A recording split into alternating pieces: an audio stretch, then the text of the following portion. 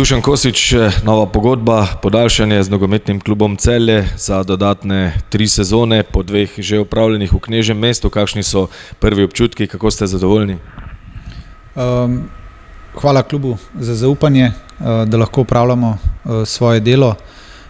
Seveda si želimo v naslednjem obdobju biti uspešnejši, če se bo le dal nadaljevati to delo, ki smo ga začrtali, in pač dosegati boljše rezultate.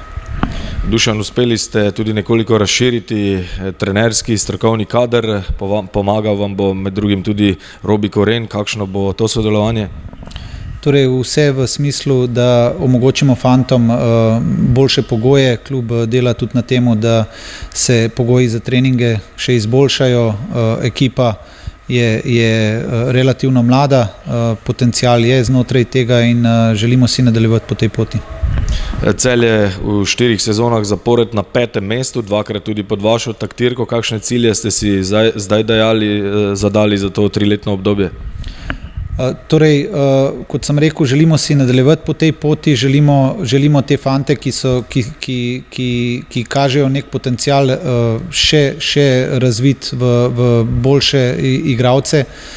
Želimo istočasno seveda biti tudi rezultatsko uspešni. Zdaj bomo videli, sprememb ne bo velikih, če ne bo nujno potrebno, če bodo igralci pokazali, da napredujejo.